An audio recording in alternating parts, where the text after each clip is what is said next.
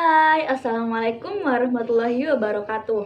Perkenalkan, nama aku Rusdatul Mursyida dari Prodi S1 Ilmu Gizi STIKes Surabaya.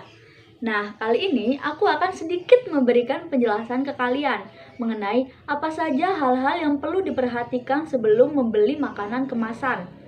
Nah, pasti sering kan di antara kalian membeli produk makanan kemasan, baik itu jajanan, susu, ataupun yang lainnya. Sebelum membeli produk makanan kemasan, hal yang paling penting yang harus dilakukan adalah dengan memeriksa label pada kemasannya terlebih dahulu. Hasil kajian pada Badan Pelindungan Konsumen Nasional pada tahun 2007 telah menjelaskan bahwa hanya ada 6,7% konsumen di Indonesia yang telah memperhatikan label pada makanan sebelum membeli produk makanan. Nah, tentunya angka tersebut sangat sedikit jika dibandingkan dengan angka yang ada di Amerika. Karena konsumen di Indonesia masih kurang dalam memperhatikan label dalam makanan. Jadi di sini aku memiliki satu contoh produk makanan. Nah, bisa dilihat di sini. Nah, jadi sekarang bisa kalian lihat sendiri ya. Dalam produk kemasan ini dapat terlihat banyak sekali tulisan-tulisan yang ada. Nah, bisa dilihat. Nah, jadi yang dimaksud dengan label kemasan itu sendiri merupakan semua informasi mengenai produk olahan atau produk makanan yang dapat berupa gambar, tulisan, maupun gabungan dari keduanya yang dapat ditempelkan pada kemasan atau dimasukkan pada kemasan itu sendiri. Nah, pada label kemasan ini banyak sekali informasi-informasi yang perlu kita perhatikan.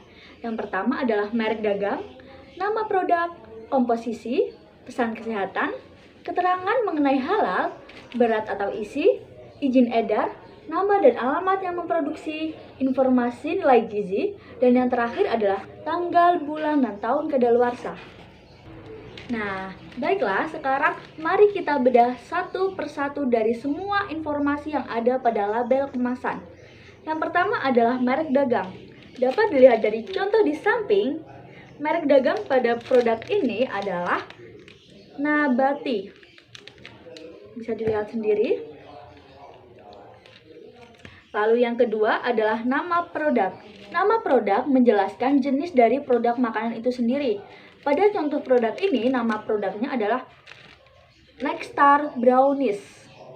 Selanjutnya adalah komposisi. Yang dimaksud komposisi atau ingredients merupakan daftar bahan yang digunakan untuk membuat suatu produk makanan. Nah, di sini dapat dilihat dari balik kemasannya. Di sini tertulis komposisinya adalah tepung terigu, gula, lemak nabati, dan lain-lain. Ditulis di sebelah sini ya. Yang selanjutnya adalah pesan kesehatan. Pesan kesehatan ini berisi resiko terkena penyakit tidak menular apabila konsumsi tinggi makanan yang tinggi kandungan lemak, gula, dan natrium. Penyakit tidak menular yang dimaksudkan di sini adalah diabetes mellitus, hipertensi, jantung, dan pembuluh darah. Namun, untuk aturan penulisan pesan kesehatan itu sendiri masih dalam tahap penyesuaian. Jadi, memang belum banyak produk makanan yang sudah ada tulisan pesan kesehatan itu sendiri. Nah, lalu informasi yang selanjutnya adalah mengenai berat atau isi. Berat atau isi itu yang dimaksudkan adalah berat bersih dari suatu produk makanan. Nah, pada contoh produk ini, berat bersihnya dapat ditulis di sebelah kanan bawah. Di sini ditulis berat bersih yaitu 42 gram. Di sebelah sini ya. Lalu yang selanjutnya adalah nama dan alamat yang memproduksi. Yang dimaksudkan adalah nama dan alamat yang memproduksi produk pangan ini. Nah, di sini dituliskan di sebelah kiri bawah.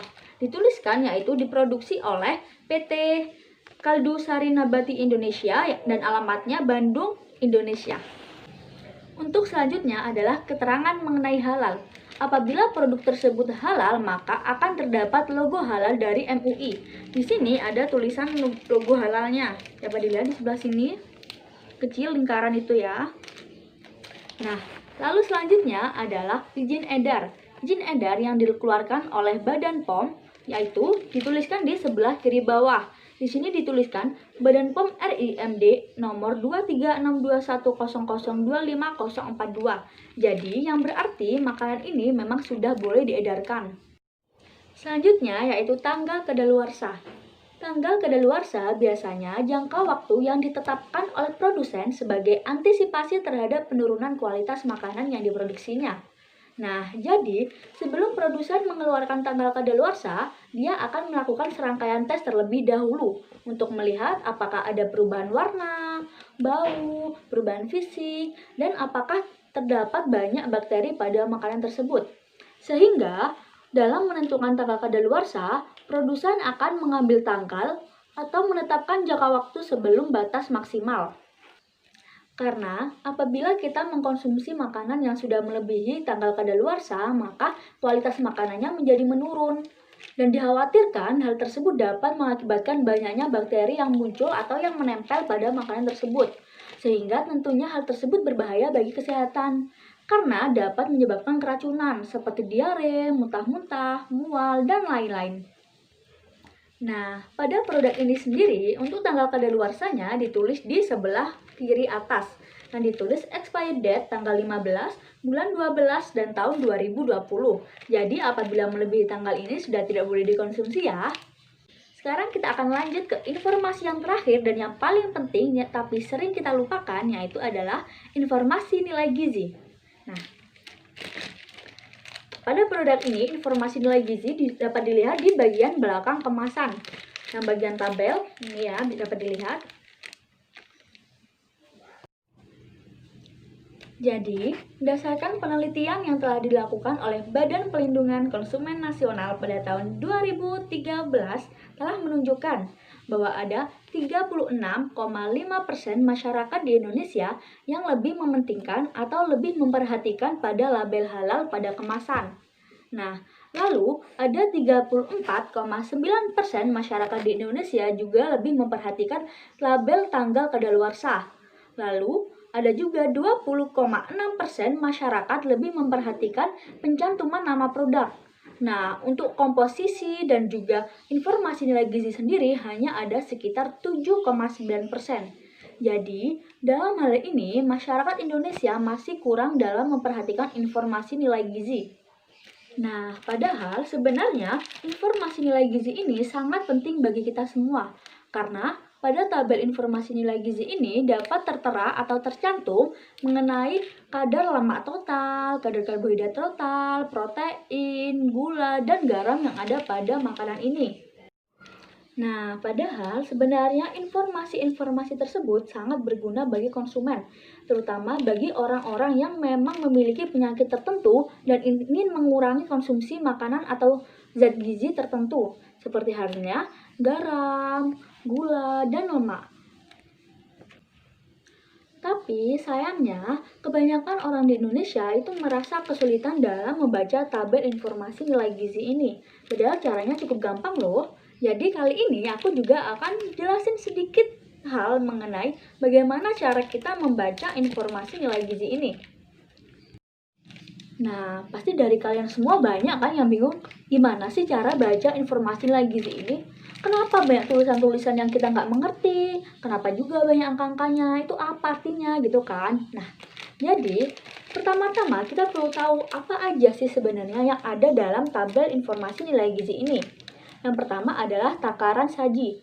Yang dimaksud dengan takaran saji adalah jumlah produk yang dapat dikonsumsi dalam satu kali makan. Nah, lalu di bawah takaran saji itu ada sajian perkemasan.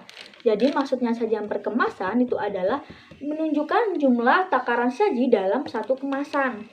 Nah, dalam contoh ini dapat dilihat takaran sajinya adalah 10 gram. Nah, lalu 4 sajian perkemasan. Nah, jadi yang diartikan itu kalori yang ada dalam tabel informasi nilai gizi ini bukan termasuk kalori dalam semua makanan ini dalam satu kemasan. Jadi kalori yang tercantum dalam tabel informasi nilai gizi ini hanya pada satu sajian saja. Jadi misalkan di sini dituliskan kalorinya ada 45 kalori. Nah, jangan kalian mengira, oh ini makanannya enak nih, cuma 45 kalori loh. Nah, padahal 45 kalori itu cuma dalam satu sajian. Sedangkan di kemasan ini ada 4 sajian. Berarti kalau kalian mau tahu kalori dalam satu kemasan ini, yaitu 45 dikali 4.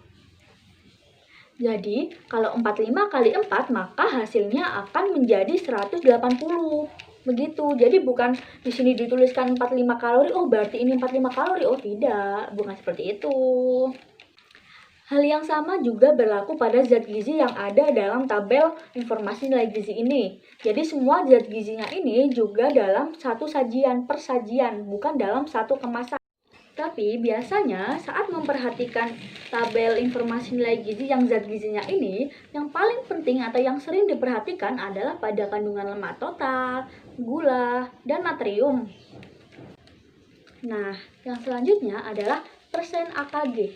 Persen AKG itu merupakan sebagai panduan umum agar dapat membantu dalam menghubungkan nutrisi dari satu porsi makanan yang kita konsumsi dengan total kebutuhan nutrisinya dalam sehari. Jadi, hal ini dapat membantu kita dalam menentukan makanan yang di dalamnya mengandung zat gizi rendah ataukah dia mengandung zat gizi tinggi. Karena apabila persentase AKG-nya itu di bawah 5%, maka tentu saja kandungan zat gizinya rendah. Tapi apabila persen AKG-nya di atas 20%, maka itu menunjukkan kandungan zat gizinya sangat tinggi. Lalu yang selanjutnya dan yang terakhir adalah catatan kaki. Yang paling bawah sendiri dapat dilihat. Nah, catatan kaki ini menunjukkan kebutuhan kalori secara umum. Berbeda orang tentunya berbeda kebutuhan gizinya atau kebutuhan kalorinya.